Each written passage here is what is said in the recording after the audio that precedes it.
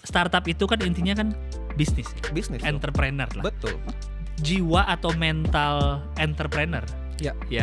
jiwa pebisnis itu memang panggilan. Maksudnya kayak emang dia tuh dari lahir emang aduh jiwa gue nih nggak bisa jadi karyawan nih, emang pengen bisnis, atau bisa dilatih. Karena ya namanya startup baru Mulai. berapa orang sih baru Iya, mulai kan? baru start. Namanya baru start. Bener. Kalau baru start itu kan idealnya harusnya sejalan. Harusnya flow-nya enak. Jadi bahasanya pun juga enak sih. Iya. Makanya nanti pun harus ada mulai pembagian. Mungkin satu rekening khusus kita nyebutnya. Rekening perusahaan nih. Khusus ya. Iya. Emang harus diatur. Aman. Yang paling gampang yang sifatnya afiliasi. Kayak gimana tuh? Di afiliasi dalam artian gini. Afiliator. Kita akan segera menyudahi karena saya sama Mas Johan mau bikin startup habis ini. Udah siap. Mental saya ngobrol setengah jam, mental saya udah jadi nih.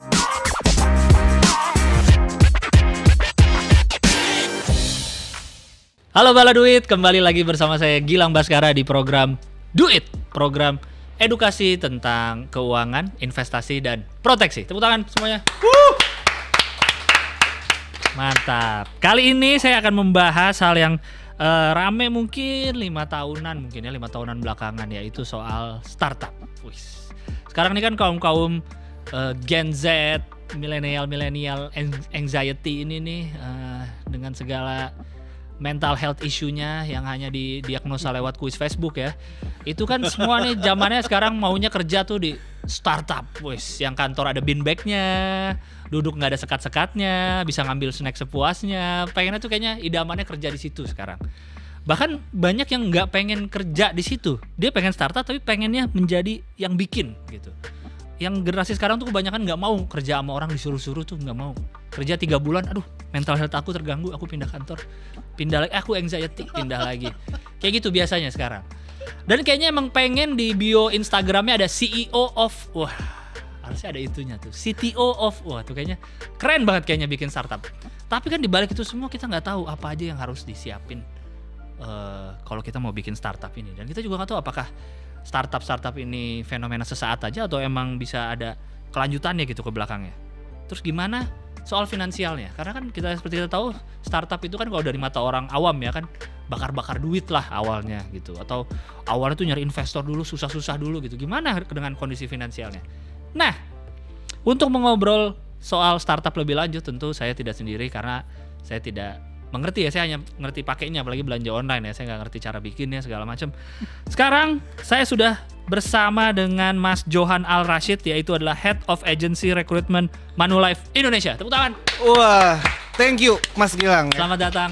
Sama-sama. Mas Johan di kantor saya. Oh iya, ini Ya. kantornya gitu ya? Iya. Iya, Saya baru tahu iya, Mas iya. Head of Agency di sini ya, baru ketemu saya. Iya. Karena saya di kantor ini loh. Oh iya. Udah iya. dari 2 jam lalu lah. 2 jam lalu ya. Luar biasa loh ternyata ya. Mas juga baru sekali kan kesini kan? Iya. Ke studio ini? Iya, baru sekali loh aku loh. Hah? Belum pernah kesini? Belum pernah sih. Wah, keren nih. Ini karena diajak Mas Gilang aja nih jadinya kan? Oh gitu? Iya. Kayaknya terlalu sibuk Terlalu Fani dengan sibuk. segala pekerjaannya nih. Tapi sebelum kita mulai obrolan, jangan lupa selalu like, subscribe channel ini Manulife Indonesia. Ya, terus di-share sebanyak-banyaknya ke orang-orang biar banyak yang nonton. Mas, tadi udah saya buka tentang Yes. startup. Startup. Iya, itu kan kayaknya anak muda sekarang impiannya tuh pengen punya loh, bahkan bukan pengen kerja di startup. Selain yang pengen kerja, pengen punya, pengen bikin startup. Sebenarnya kalau mau bikin nih, apa yang harus disiapin? Iya, sebenarnya kalau mau bikin startup itu kan satu ya, pasti harus punya dulu modalnya kan. Oke. Harus siapin dulu modalnya dan emang mereka harus prepare lah. Dalam bentuk apa nih modalnya? Biasanya modal itu ya pasti secara finansialnya dulu. Oke. Karena buat teman-teman yang memang mereka tuh harus punya dan punya visi buat siapin startup, ya pasti secara finansialnya dulu ya. Ya. Terus yang kedua ya pasti mentalnya. Kenapa mentalnya? Ya karena tadi kan even Mas Gilang udah mention tuh di depan kan, pengennya yang langsung punya usaha. Itu kan sebenarnya keren sih. Keren dong. Keren. Karena memang udah beda generasi ya. Iya. Zillennials ini kan someone yang memang kepengen dia itu punya aspirasi karirnya itu lebih pengen punya bisnis. Iya, kebanyakan gitu. Tapi secara mental mereka juga harus prepare itu juga. Jadi sebenarnya sih emang dua hal basic, secara finansialnya dulu modal. Karena biar gimana pun ekosistem support system startup ini kan pasti masif ya. Iya. Walaupun kelihatannya simple sih, tapi sebenarnya banyak hal yang harus kita pikirin. Belum lagi secara mental. Karena namanya mental kan kita bangun usaha kan. Iya.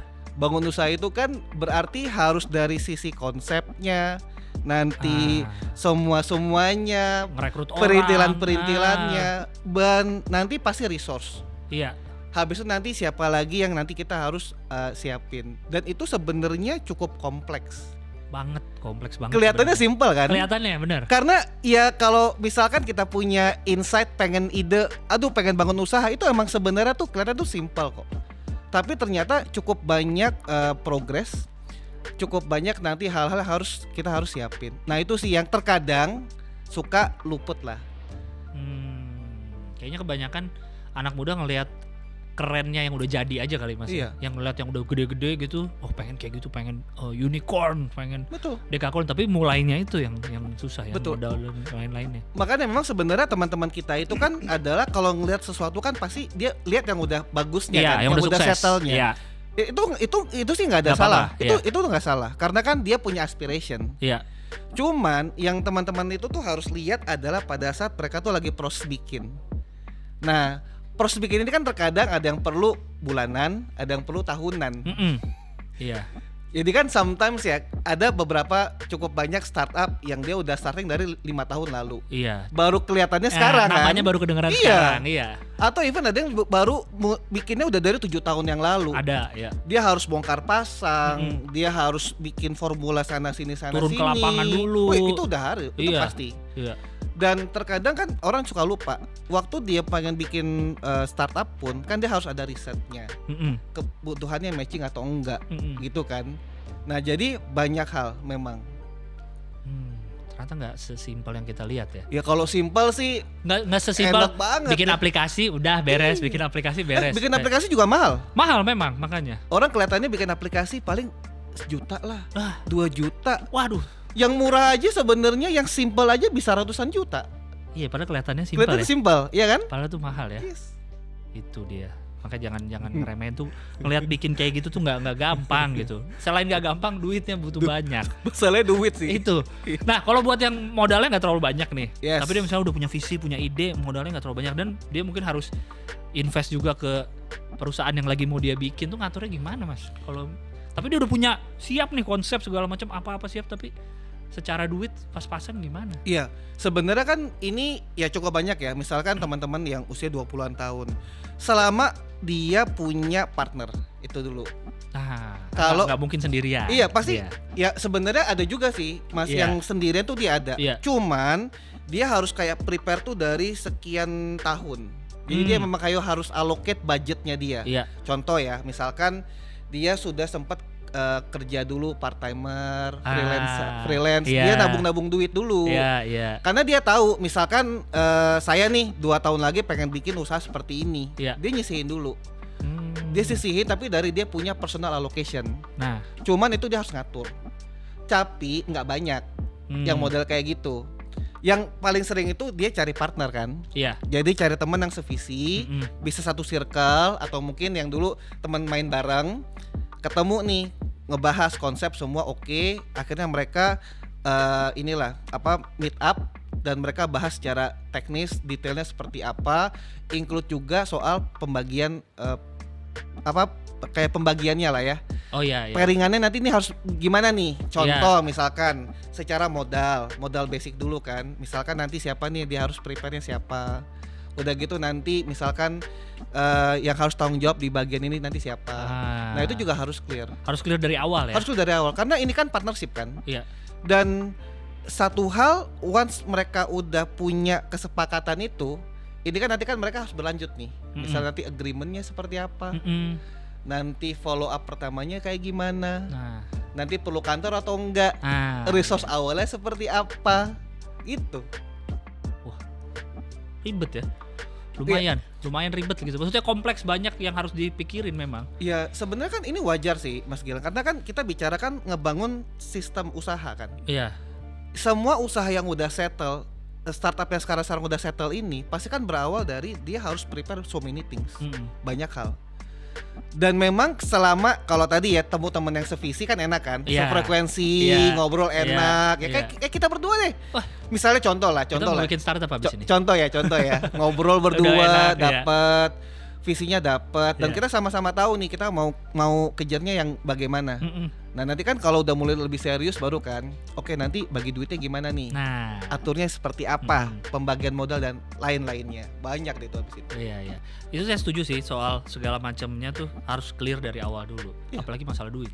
Apalagi duit itu yang bisa memecahkan pertemanan. Karena duit sensitif. Nah, kalau kita nggak bisa manage itu, ya itu pasti akan berpengaruh lah. Nah itu. Jangan sampai pertemanan bertahun-tahun karena masalah duit jadi mencar hanya karena nggak clear di awal. Tapi it happens. Sangat sering terjadi. Makanya suka ada, jangan bingung kalau ada perusahaan yang sama kok ada dua, kok logonya beda tapi perusahaannya mirip. Kok ada yang ngadep kanan, ada yang ngadep kiri. Itu biasanya masalah duit. Dia lebih tahu ya. Iya dong. Pasti sering tahu dong. Ngeliat ada brand apa, kok brand ini ada dua ya logonya. Nah itu biasanya masalah perduitan itu. Betul. Ujung-ujungnya duit. UUD. Iya, ujung-ujungnya duit. Nah kalau gitu gimana? Ini kan modal nih. Gimana ngaturnya dari awal? Karena kan bisa jadi misalnya saya hanya punya visi nih, terus partnernya juga cuma sama, tapi nggak ada yang ngerti soal finansialnya nih, misalnya nggak ngerti berapa alokasi ke sini, gimana belajarnya Mas kalau ini? Apa harus cari orang partner lagi satu yang bagian apa finansialnya atau gimana? Iya, memang kan biasanya kalau pembagian kerjasama partnership kan mungkin yang jago di bidang A, B, C, D itu pasti beda-beda. Idealnya bagusnya kayak gitu. Iya. Harusnya. Misalnya contoh, dia yang ngerti konsep paling basic nih. Iya. Konsep bisnis utamanya mau kayak gimana. Dia paling ngerti nih. Biasanya sih yang kan dia yang punya keinginan buat ngajak kan. Nah, jadi misalnya kayak Johan punya ide, kepikiran pengen bikin usaha seperti ini nih. Ajak Mas Gilang. Nah, biasanya sih yang ngajak ini dia harusnya yang punya modalnya lebih banyak. Harusnya ya. Atau bisa jadi dia punya ide tapi modal kurang. Dia cari partner yang memang secara finansial lebih bagus. Jadi dia perlu itu. Karena kan dia perlu setup modal awal dulu kan. Minjem duit lah intinya. Sebenarnya even bukan minjem duit, karena kan dia udah allocate bareng-bareng. Karena tetap harus ada alokasinya. Jadi jangan sampai kan misalkan contoh ya, partneran bertiga. Yang satu nggak kontribusi sama sekali. Nah itu kan yang sebenarnya kan kalau bisa jangan sampai kayak gitu. Itu kalau tugas kelompok kuliah bagian ngejilid itu. Iya, enak banget kan. Sama bikin cover. Betul. Itu paling gampang tuh. Nah terus kan ada lagi misalkan yang dua lagi ya. Yang dia juga pasti harus ngerti secara flow finansial. Karena kan nanti relate dengan expenses, pengeluaran. Nah itu dia nanti juga harus atur kan cash flow-nya seperti apa. Belum lagi nanti dia harus mana dulu yang harus dibelanjain. Apa dulu yang nanti harus di-prepare. Jangan sampai misalkan dia udah mulai baru dalam 6 bulan pertama nggak bisa jalan kan. Karena kan pasti juga ada nanti budget marketingnya mungkin. Atau nanti ada pengeluaran operasional yang lainnya. Jadi sebenarnya pembagiannya sih kurang lebih seperti itu. Cuman memang idealnya setiap partner itu ya mereka harus punya modal yang sebenarnya mirip-mirip atau porsinya jangan terlalu jauh, supaya mereka juga punya masing-masing ya punya porsinya kan. Karena ya namanya startup baru berapa orang sih mulai kan? Baru start. Namanya baru start. Benar. Kalau baru start itu kan idealnya harusnya sejalan. Harusnya flow-nya enak. Jadi bahasanya pun juga enak sih. Makanya nanti pun harus ada mulai pembagian. Mungkin satu rekening khusus kita nyebutnya. Rekening perusahaan nih. Khusus ya. Emang harus diatur. Karena jangan sampai ya ini tuh dikelolanya secara pribadi. Itu tuh. Iya kan? Akar permasalahan. Tapi nanti. Make sense kan? Make sense. Kenapa? Ya karena ini kan kita operasional. Operasional itu kan banyak kan? Untuk bareng-bareng. Iya. Atau misalkan kita nggak perlu harus keluarin duit untuk bayar sewa kantor misalkan. Ya kantornya kan juga nggak harus kantor yang gimana banget. Besar, coworking space juga bisa. Yang penting ada alamat. Yang penting ada alamat. Cuma kan problemnya adalah apakah itu diperluin. Nah itu juga harus ada orang yang jago tuh. Ini perlu nggak sih nih kita keluarin budget ini?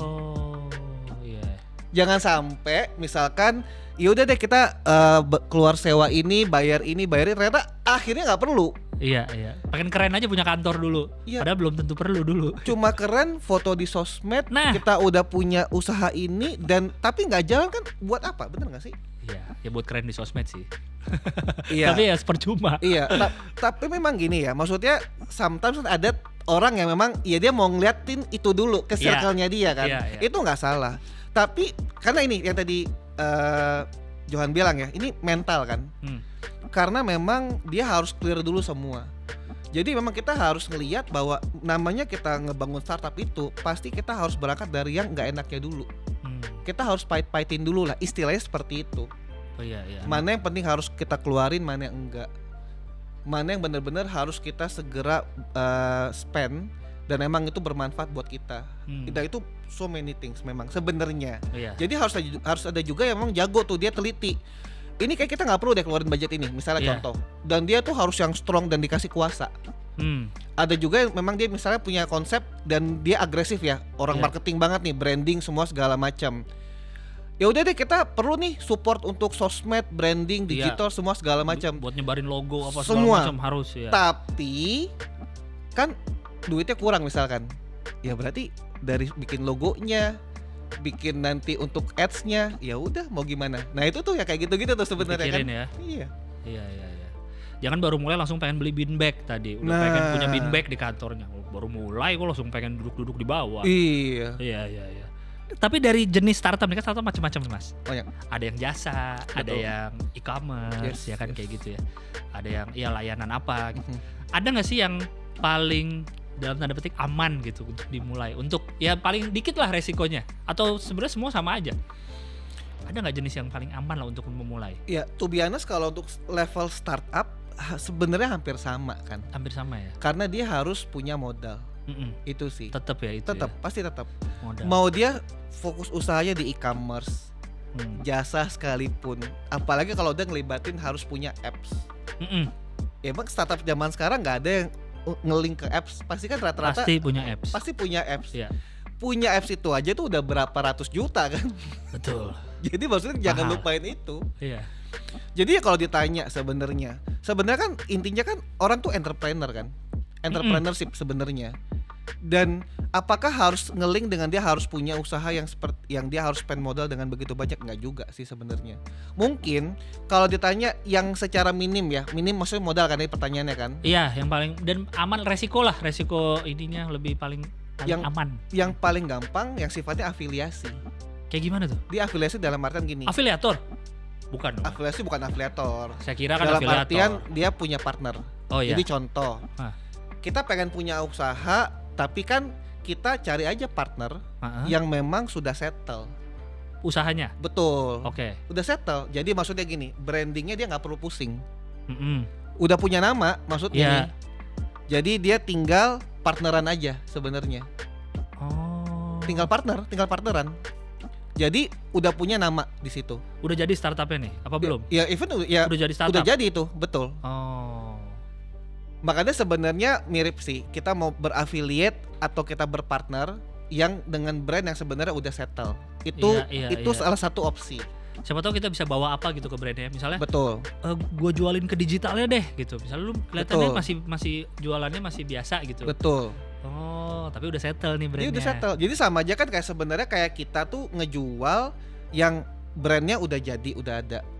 Atau yang barangnya udah ada. Udah ada. Dari sisi kita apa sih resikonya? Nggak ada. Mungkin ya kita bayar partnership fee atau licensing fee. Iya, mungkin. Yang besarnya pun juga relatif. Tapi kan kita nggak perlu pusing. End to end-nya udah ada nih, company-nya. Udah berjalan, customer-nya udah ada gitu. Iya. Ya karena kalau ditanya pun sebenarnya kan modal ini mirip-mirip kan, Mas Gilang. Ya kalau mau ambil yang lebih gede franchise, tapi kan duitnya juga tetap. Iya. Mahal bukanya. Buka franchise mahal. Iya. Jadi ya kita harus pintar-pintar cari sih. Maksudnya gini lah, kayak Johan ya. Kalau emang ingin cari startup yang lebih minim resiko, cari yang emang dia company-nya udah settle. Jadi brandnya udah jelas. Jadi kalaupun kita nanti mau jual pun mau promote udah enak. Kita nggak perlu pusing-pusing. Itu yang pertama. Dan memang yang kedua, kalaupun harus ada bayaran, yang adalah sifatnya dia memang berpartner. Jadi kayak partnership fee. Ini modelnya ada beberapa sih sebenarnya Mas Gilang. Cuman yang jelas itu kan worth untuk dieksplor. Iya. Jadi kita juga nggak pusing sebenarnya. Iya benar. Mungkin nanti kita tinggal cari partner-partner baru kita yang bisa masuk dalam satu tim lah mungkin. Dan hal-hal itu sebenarnya cukup common kok sebenarnya. Affiliate kayak gitu ya. Affiliate, partnership, ya kan tuh mereka kan juga sebenarnya punya, selama kita punya banyak teman ya, kan? Oh itu harus jadi poin utama dulu ya, punya teman. Selama kita punya banyak teman maksudnya kan? Iya. Punya banyak teman, atau kita juga aktif di komunitas. Ya buat Johan sih, sebenarnya itu yang kita mesti maksimalin. Networking, that's the point. Itu paling penting ya. Itu paling penting. Karena dengan networking kita jaga pertemanan, ya kan? Bagus semua segala macam. Apapun nanti modal usaha yang kita nanti mau coba ajak akan jauh lebih gampang. Dan yang jelas kita juga pun nggak yang ngajaknya itu kan yuk kita bikin usaha tapi harus keluar modal sekian puluh juta, ratus juta kan nggak juga. Gitu. Iya, karena dengan networking bisa aja kayak tadi kitanya punya ide tapi nggak punya modal uang gitu misalkan. Tapi kalau kita punya temen yang punya itu kan bisa partneran. Berdasarkan networking tadi, karena kita udah punya kenalan. Iya, jadi sebenarnya ya kayak kita lagi duduk nih, hangout aja, ngobrol. Ya kita pakai aja sistem yang emang si perusahaan ini emang udah punya nih, brandnya nih, yang jadi partnernya kita. Misalkan contoh kayak gitu kan. Jadi nanti apapun usahanya sebenarnya lebih ke arah sana. Jadi memang kita pakai yang memang dia yang udah punya sistem kalau mau. Iya. Jadi biar ngobrol sama teman tuh sekarang tuh ada ininya lah, ada isinya, siapa tuh bisa bikin bisnis bareng. Atau apa kan. Betul. Jangan ngobrol sama teman pas ada maunya aja, Mas. Soalnya banyak yang gitu. Iya. Bertahun-tahun gak pernah hubungin, tau-tau ngubungin minjem duit. Pakai megang paha dulu tuh biasanya tuh Mas, ada gini-gini nih. Aduh, Mas Johan boleh nggak gini-gini? Kok jadi agak merinding ya? Iya, megang paha tuh itu pasti udah minjem duit tuh Mas, orang-orang kayak gitu. Tapi dia mau saya tanya nih, ini kan startup itu kan intinya kan bisnis ya? Bisnis, entrepreneur lah. Betul. Cuma kan istilah startup kan baru mungkin 10 tahun terakhir lah, mungkin ya baru ada startup gitu. Biasa dulu orang nyebutnya ya bisnis aja, mulai bisnis. Sekarang kan karena dunia digital. Sebenarnya jiwa atau mental entrepreneur ya, jiwa pebisnis itu memang panggilan, maksudnya kayak emang dia tuh dari lahir emang aduh jiwa gue nih nggak bisa jadi karyawan nih, emang pengen bisnis, atau bisa dilatih Mas. Jadi orang yang mungkin basicnya dia tidak pernah berbisnis atau nggak ada tapi pengen, bisa dilatih nggak sih jiwa berbisnis, atau emang murni emang panggilan jiwa aja, emang gue ke entrepreneur nih gitu. Ya sebenarnya sih mungkin kalau dibilang panggilan I don't think so. Oh gitu sebenarnya. Karena biasanya ya kalau dia karena faktor kebutuhan nih, ekonominya memang misalkan dia kurang bagus, keluarganya kurang bagus ekonominya, mau nggak mau dia harus yang bekerja keras. Jadi itu memang karena kondisi yang mengharuskan dia juga harus ngelihat nih. Dan memang sebenarnya kan yang namanya orang entrepreneur itu kan dia pasti sebenarnya dalam kondisi yang memang dulu dia mungkin pernah di titik yang nggak enak nih, Mas Gilang. Mau nggak mau dia harus usahanya harus all out lah. Sehingga itu yang ngebuat dia tuh secara mentality terbentuk. Itu mau nggak mau. Makanya kan kadang ya pasti ya Mas Gilang nih atau teman-teman kita ya, kadang kan kalau kita ngelihat ada teman kita yang dari sekolah udah jualan. Karena bantu orang tua kan. Ada, Iya, itu wajar kok. Makanya kalau pada saat nanti seusia kita nih, yang udah kerja atau udah punya bisnis, dia ternyata usahanya lebih settle, biasanya tuh karena memang didikan dari sebelumnya. Karena faktor lingkungan lebih tepatnya. Kalau dibilang ini karena panggilan hati, ya sebenarnya sih ini relatif banget. Tapi memang dia tergantung, karena dia tahu kan dia harus ngerubah hidup. Jadi kalau memang dia kondisi finansialnya mungkin baik-baik aja, ya mungkin dia nggak akan ada dorongan yang lebih lah. Makanya emang entrepreneurship ini sebenarnya lebih ke dia kan pasti pengen hidup lebih baik ya. Dan dia ada faktor itu juga. Tapi ada juga kan beberapa mungkin circle kita kepengen dia punya impian nih, ada aspiration, dia punya ide dan dia mau wujudin itu juga bisa. Karena ada juga kan yang dia karyawan nih basicnya, mungkin udah bertahun-tahun terus ngelihat kayaknya bisnis lebih enak deh gitu, terus dia nyoba gitu. Jadi mungkin dia awalnya bukan berbisnis gitu, terus akhirnya misalnya nyoba udah ngelepasin karyawannya ternyata gagal bisnisnya, ntar nyoba karyawan lagi gitu kan, ada juga yang kayak gitu kan. Itu banyak. Nah itu kan berarti sebenarnya bisa dilatih harusnya dong. Misalnya dia karyawan nih basicnya, nggak ada basic bisnis terus pengen nyobain, bisa dilatih berarti sebenarnya orang tuh. Setuju. Makanya kan emang tergantung apa yang jadi faktor pushback-nya dia. Itu motivasinya apa ya, dia mau berbisnis nih. Betul. Karena sebenarnya tuh tergantung dari dianya lagi sih, Mas Gilang. Iya. Jadi selama memang dianya mau dan emang kepengen, ya dia pasti akan lakuin itu kan. Iya. Dan yang pasti jangan karena ikut-ikutan. Mungkin yang lihat teman-temannya, pada bisnis kayaknya enak nih, belum tentu dia bisa kalau nggak ada ilmunya kayak tadi ya, belum siapin segala macam yang udah diobrolin sama Mas Johan tadi. Iya. Karena satu hal kan, kadang kalau kayak karyawan dia belanja kemanapun belanja, ya pasti dia nggak perlu pusing karena kan tiap bulan pasti gajian. Iya, gaji tetap. Iya. Tapi pada saat misalnya dia beralih ke entrepreneur, nah setiap spending duit itu kan dia hitung. Betul. Karena ini menyangkut perusahaan yang lagi dia bangun. Itu yang pertama. Jadi jangan lupakan itu juga. Iya. Tapi kalau dia punya faith, dia believe, ya emang dia harus lakuin itu, dia pasti akan benar-benar jaga itu semua sih.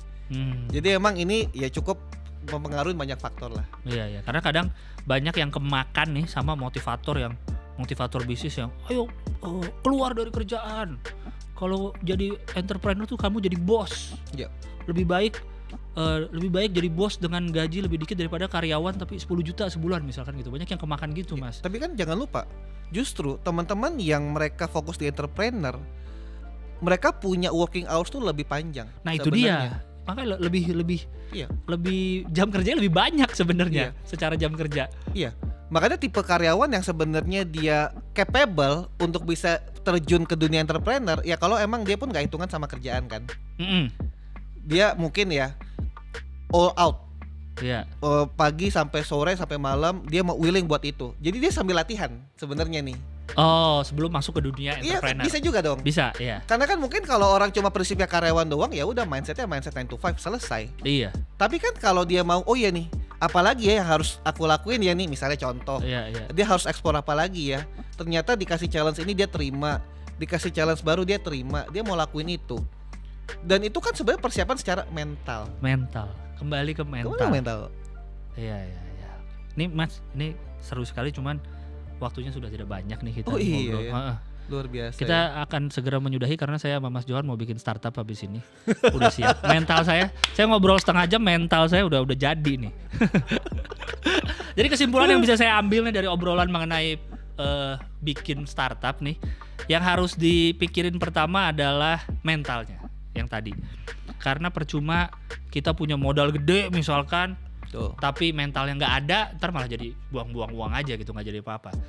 Yang kedua tadi networking itu sangat penting. Jadi dari sekarang kalau yang masih sekolah, masih kuliah, jaga pertemanan dengan baik gitu. Berteman biasa aja tanpa ada keinginan gitu. Karena kedepannya kita nggak tahu kan, siapa tahu teman kita jadi bos, bisa kita porotin, kita nggak tahu gitu. Jadi benar dong Mas, ya kan? Iya sih. Jangan kadang kan suka gitu, ada ngebully.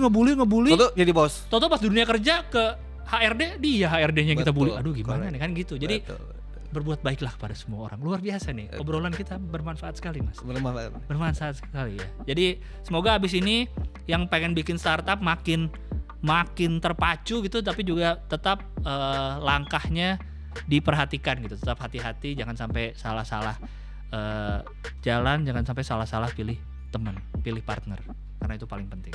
Mas Johan, terima kasih banyak. Sama-sama. Terima kasih banyak atas waktunya ya. Sehat-sehat selalu Mas Johan ya. Sama-sama. Ya, sampai ketemu lagi. Lagi. Bala Duit, terima kasih banyak sudah menyaksikan episode ini tentang startup. Jangan lupa kalau mau ada pertanyaan atau request tema, mungkin mau bahas apa di sini, bisa ke Twitter dan Instagram @doit_metro_tv ya. Dan jangan lupa juga untuk channel ini di subscribe, di like, di share videonya sebanyak-banyaknya di channel Manulife Indonesia. Kunjungin juga website Manulife Indonesia. Sampai jumpa di episode berikutnya program Duit. Dadah.